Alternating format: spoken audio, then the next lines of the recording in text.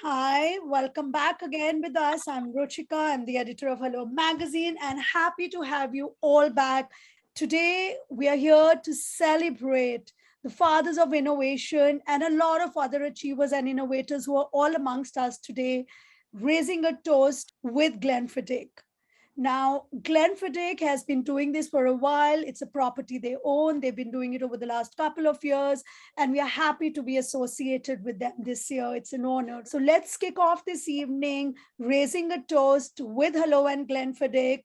Let me introduce Angad Singh Gandhi, who's the brand ambassador for Glenfiddich India. Over to you, Angad. Thank you. Thank you for such a warm welcome, Ruchika, and hello to everyone Yes, please, who's on please the say call. hello, hello, hello. Hello. Hello, Hello. how are you? Hello. It's an absolute honor to be in your company today, and you all would have heard about the brilliance of Hendrix, the cheekiness of Monkey Shoulder, and also the forward thinking of Glenfiddich. But the man behind all of this, the father of all these world-renowned spirits, is a guy called William Grant, and today is all about William Grant. That's what we're celebrating today. In 1886, William told his 9 kids to quit whatever they're doing, and they will make a fantastic whiskey. And that's what the dream was. But in 2022, it's the highest-selling single malt of the world. So two important things I want to put light on in history. The first was the Prohibition era from 1922 to 1933, where the other whiskey makers stopped making whiskey as US went under Prohibition. William kept on aging the product for 14 years and waited till Prohibition got over. Because at that time in 1933, nobody in Scotland had any whiskey to sell to the US when US wanted the whiskey. So they jumped in, they bought all the aid stock from William, and that put him on the map. Uh, but it was only in 1860 when the great grandson of William, a guy called Sandy Gordon, sat on a plane, went to New York to the Wall Street, and started the category of single malt whiskey. In 1960s, it was known as pure malt, and then later today, we finally know it as single malt whiskey. Single malt whiskey made up of only malted barley in one distillery. That's a category what William created himself, and that's why we call him the father of single malt whiskey. And thus, today we are celebrating the fathers of innovation with all you amazing innovators. Cheers. Back to you, Ruchika. Thank you, Anga. That was really enlightening. The father of single malt, of course, the green bottle, very, very symbolic.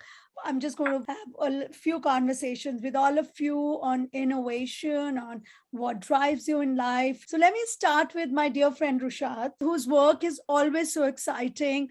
Fabulous interiors. You've been doing some great work. And you know, if I've seen, you've always been ahead of the curve when it comes to trends, when it comes to innovation. Tell us what drives you. What do you keep in mind when you go and interior design someone's home? I mean, we don't really look at trends as much. I think for me, it's much more about looking at a particular client's needs when it comes to interior, especially to kind of see how we can, adapt to their sensibilities and yet bring in something that is completely distinctively us as well. Great. It's a process that I enjoy and have fun with. And I have Anish here who kind of launched Swami tonic, Swami soda, Swami everything. Tonic waters coming and replacing those yellow cans, replacing all the things. Anish, what prompted you into this side of the business? I mean, how did you get into all this? I've been a whiskey drinker for a while, cocktail drinker for a while, and yeah, we just love our cocktails, me and my partners in the business, and we realized that there was nothing in India apart from Schweppes, and we're like, if there's nothing, let's just make it ourselves, and that's basically the thought process of starting Swami, and here we are about 4 years later, and it's been a fun journey. Mr. Raichand, what's the food and the drink like? We will need a couple of your expert comments on this. My drinking nights are basically only once a week. Friday night, it starts with playing football from 7 to 9 at the Bombay gym, and then having the beers with the boys, and then moving to whiskey. On the pitch, it's a beer, then go to single malt in the pub. Great, great. Adil and Mika. Guys, let me introduce you to Adil Wadia and his beautiful wife, Mika. There they are. And Mika, you also come from the land of nice whiskeys there. Whiskies, yes. I've had an association with whiskies for many years. And Glenfiddich is one of my favorite. And if not one of my first single malts I've ever had. And I've been hooked onto it ever since, maybe last 15 years or so. I'm going back to Angad. Angad, most people have the whiskeys, the single malt. It could be on the rocks or it could be just with a few add-ons. Do you want to tell us how to make your whiskey more exciting? What else can you do to a single malt? Only one answer that I majorly give on this is you should have a whiskey with your friends. Yeah. That's it, right? Now you put water in it, you put ice in it, or you put soda in it. It's still gonna change the occasion, how you wanna have it on that particular day. Water, I feel, is the best way to have your whiskey with because it opens the whiskey up. It gives you a better nose. Anything warm has more surface area, gives you more flavor. I like to drink my whiskey the way that evening is, maybe with water, maybe with some soda, like in a highball, or maybe the third thing that we're going to try today in an old-fashioned way. So it's all about how you romanticize with it and you go ahead with it. I think Anish has raised his hand here. Anish. Okay, so one common misconception with ice is that if there's too much ice in your glass, your drink will dilute more. That's actually the opposite because your cocktail temperature becomes lower and your ice will dilute less. So if you're doing a highball, don't worry about add more ice than lesser ice. But it's very easy to make clear ice at home. A lot of restaurants and bars are doing that now that ice evolution's happening. Anjali has a question here as well. Oh, hi, I'm Anjali. The question on ice.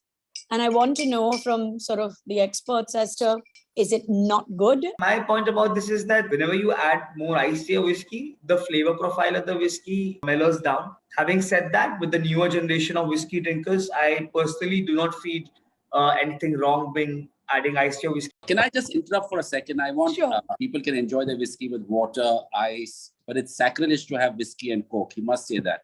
Ruben, I have a story on this, if you may allow me. This is a story of me and my I would say me and my friend Jamin, who's also here. And I actually met Jamin first time in hell. I asked Jamin, you're also a really nice guy, buddy. How did you land up in hell? So Jamin tells me, Angad, picked up a bottle of single malt whiskey, put it in a nice glass, added some ice cubes to it. And then Jamin added Coca-Cola to it. And at that moment, he was in hell as well. Yeah. Good one. Yeah. I have a question for you. How do they get it so perfect every bottle, every year, every batch? Consistency is the key for bigger distilleries like us. We are consciously checking the same type of casks every 3 months, drawing samples and a malt master. Every whiskey is a marriage of casks, though they are single malts, but there are all marriages of different casks. For example, a 12-year-old is a marriage of ex-bourbon cask and an ex-sherry cask. And as whiskey makers, it's our duty to make sure that it's been aging in the right way. Consistent 12-year-old is what we finally bottle, which the malt master is assured of the quality. So yeah, consistency for us is the key. And now whiskey is not only about the age, it's about cask finishes. It's about experimenting with different types of flavors that the whiskey can extract out of different casks. But today we are aging our whiskeys into ex-wine casks, red wine casks, champagne casks, cognac casks, beer casks, mezcal casks, tequila casks, rum casks. So many different kinds of flavor profiles coming together.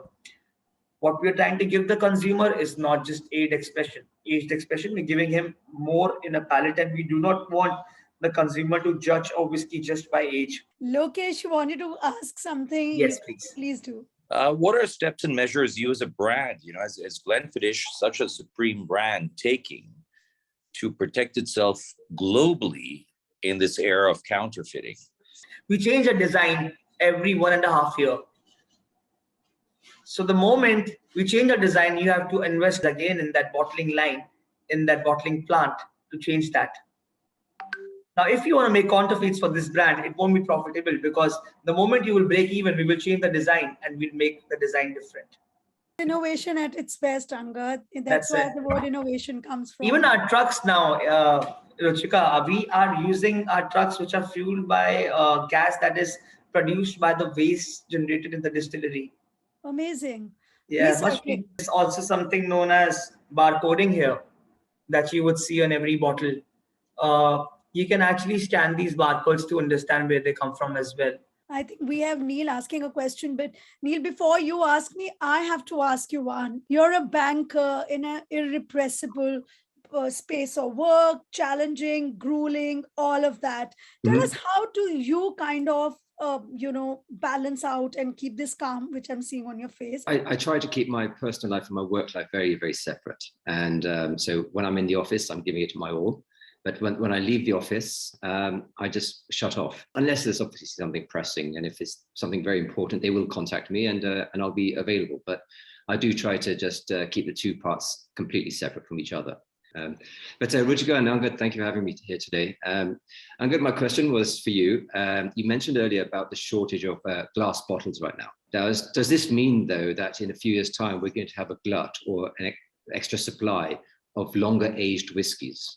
That's right. Yeah, Neil, that's a very good question. And since early 2000s, whiskies have been put into casks with the intention of aging them for 50, 60 years.